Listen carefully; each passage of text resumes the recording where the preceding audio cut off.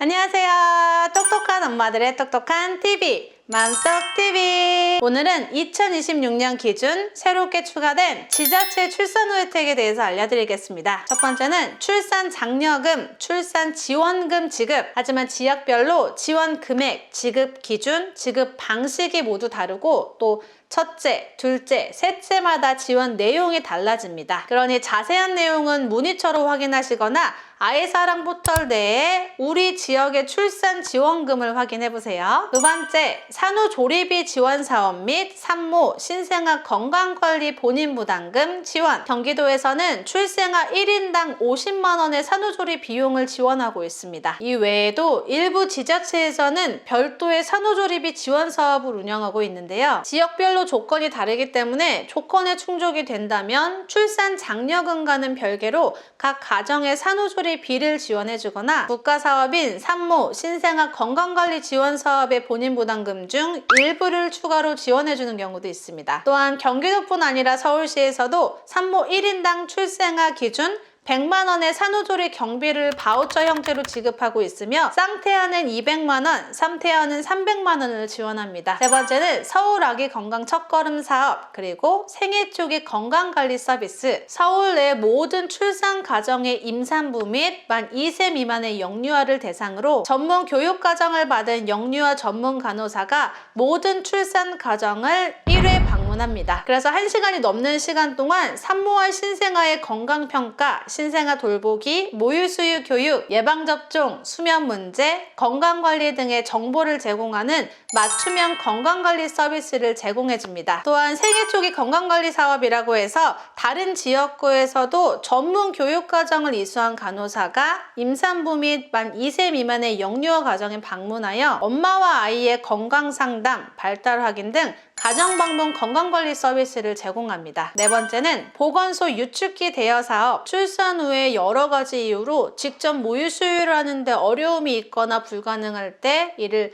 대신해서 도움을 받을 수 있는 게 유축기인데요. 아무래도 금액에 비해 사용기간이 길지 않아 유축기 구입을 망설이는 분들이 계시더라고요. 그래서 중고거래를 하려고 해도 유축기는 의료기기로 분류가 되어 있어 중고거래가 제한되어 있는 경우가 많다 보니 지인에게 물려받거나 사설업체에서 기기를 대여하는 분들도 많습니다. 이런 이유로 지역 내 보건소에서는 출산 가정의 경제적 부담을 완화하고 성공적인 모유 수유를 위해 보건소 유축기 대여 사업을 진행하고 있습니다. 물론 유축기 대여 사업을 진행하지 않는 지역구들도 있으니 꼭 확인이 필요합니다. 대여 방법은 주민등록 주소지의 관할 보건소에 문의 후에 전화 예약 혹은 온라인 예약을 진행. 다만 출산 후부터 대여가 가능하며 대여 기간은 지역에 따라 상이하지만 보통 대여일로부터 한 달에서 두 달, 상황에 따라 1개월까지 연장이 가능한 지역도 있어요. 여기에 유축기뿐만이 아니라 위생적인 관리를 위해 유축기 사용에 필요한 흡입기 등의 소모품까지 무료로 제공되는 지역도 있으니 유축기를 대여한다고 무조건 소모품을 미리 구매하지 마시고 꼭 보건소 문의 후에 필요한 경우에만 준비해주세요. 다섯 번째는 서울시 출산, 주거, 소득 지원 사업. 서울시는 다양한 임신 출산 지원 사업을 진행 중인데요. 먼저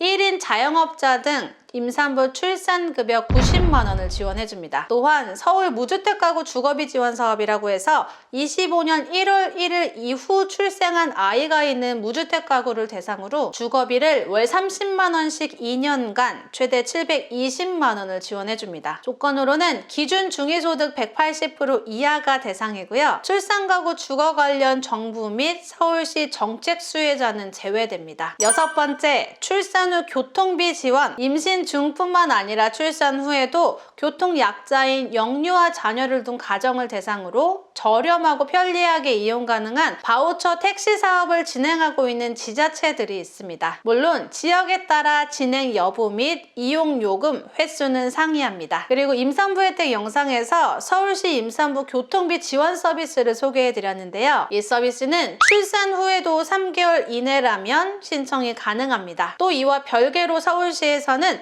서울 엄마 아빠 택시 지원 사업이라고 하여 영화용 카시트가 구비된 택시 이용권을 영하 1인당 연 10만 원을 지원해 줍니다. 그리고 경기도 분만 취약지역에 주민등록을 둔 임신 3개월부터 출산 후 3개월 이내의 산모를 대상으로 1인당 교통비 100만 포인트를 지급하고 있어요. 추가로 인천시도 출산 후 3개월까지 임산부 1인당 인천 이음 교통비 포인트 50만 원을 지급합니다. 7번째는 출산가정 가사 돌봄 지원 사업, 신생아 돌봄 서비스와는 별개로 일부 지자체에서는 임산부, 맞벌이, 다자녀 가정을 대상으로 가사 서비스 비용을 지원하는 사업을 운영하고 있습니다. 예를 들어 서울에서는 서울형 가사 서비스로 임산부, 맞벌이, 다자녀 가정이 신청하면 가사 지원 바우처를 받을 수 있어요. 서비스마다 지원 조건과 대상이 조금씩 다르기 때문에 해당 지자체의 신청 여건과 시기 등을 꼭 미리 확인해 보시기 바랍니다. 8번째는 공공형 산후조리원인데요. 보통 출산 후에 산후조리원 이용 많이 하시죠? 그런데 민간 산후조리원은 비용이 워낙 천차만별이다 보니까